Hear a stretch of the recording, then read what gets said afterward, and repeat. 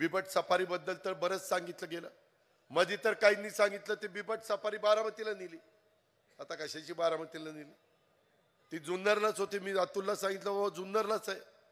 आता बिबट्या तर फारच झाले. ते काही जण त्याला वाघच म्हणतात. वाघाला वाघाला वाघाला. मला निवेदन दिलंय. मित्रांनो, त्याबद्दल मी स्वतः यंदाच्या आता फेब्रुवारीमध्ये मला वोटर अकाउंट सादर करायचं आहे. त्यावेळेस पिंजरे कमी पडत आहेत.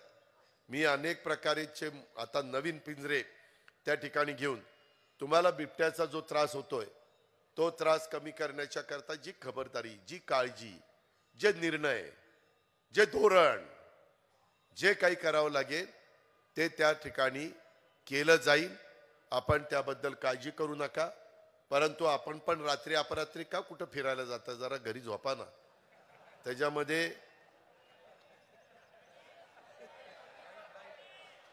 त्याच्यात दिवसा पण येतात असं मला सांगितलं. ते त्याच्यात मी गमतीनं बोललो, ते सिरियसली घेऊ नका.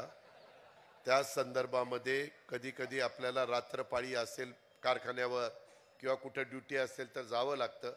शेवटी माणूस कुठलं काम करतो त्याच्यावर बरंच काही अवलंबून असतं. तर त्याकरता दिवसा असू द्या किंवा रात्री असू द्या माझ्या समाजाचं संरक्षण करणं, त्यांना सुरक्षिततेच्या दृष्टीनं आधार देणं, मदत करणं हे सरकार म्हणून आम्हा लोकांचं काम आहे. आणि त्याकरता वन विभागाला बोलून काय काय करावं लागेल हे बिबट सफारीच्या संदर्भामध्ये तर मागं मी पालकमंत्री असताना DPR करायला 1.5 कोटी रुपये मला अतुलने मागितले होते, ते दिले. आता नंतर आम्ही 80 कोटीला बजेटला त्याला मान्यता दिलेली आहे. 24 कोटी रुपये त्याच्यात मंजूर झालेले. ते बिबट सफारी ज्यांना कुणाला आतमध्ये सफारी करायची, बिबटे बघायचे, तुम्ही बघताय की इथं आपल्या इथं एक केंद्र आहे, तिथं बरेच बिबटे पकडलेले आहेत. अशा पद्धतीनं ते करू. आणि त्याच्यात काहींनी तर सांगितलं की दादा बिबटे पकडा आणि त्यांना असं इंजेक्शन द्या की ते नपुसक झाले पाहिजे. हे काय मला निवेदन दिलंय आणि म्हणले आता बिबटे पकडायचे आणि त्यांना इंजेक्शन द्यायचंय. आणि मोठ्या तेच मागील आठवड्यात दिवसात 4 ठिकाणी बिबट्याने हल्ला केला. वन विभाग बिबटे पकडण्याला पिंजरे उपलब्ध करून देत नाही. ते पिंजरे मी उपलब्ध करून देईल तसे आदेश देतो. त्यांची नसबंदी करण्यात यावी. तसंच बिबट्यापासून संरक्षण करण्याच्या करता 3 फेज ज्या गोष्टी आपल्या हातातल्या आहेत त्या आपण करू. परंतु तुम्हाला माहिती का 75ला आणीबाणी होती. आम्ही हायस्कूलमध्ये होतो. पोपटराव गावडे त्यावेळेस एक प्रमुख नेते म्हणून जिल्हा परिषदेचं काम करत होते. त्यावेळेस नसबंदी केली तर सरकार पडलं. हो ना, ते बिबट्याची नसबंदी झाली.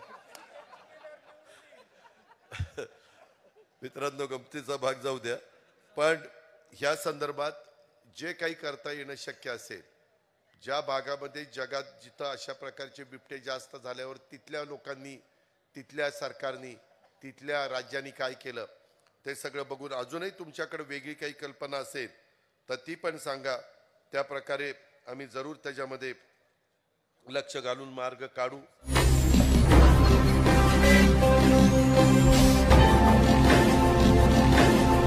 ताज्या घडामोडी आणि नवनवीन माहिती मिळवण्यासाठी समाज दर्पण या YouTube चॅनलला सबस्क्राइब करा आणि बेल आयकॉनवर क्लिक करा.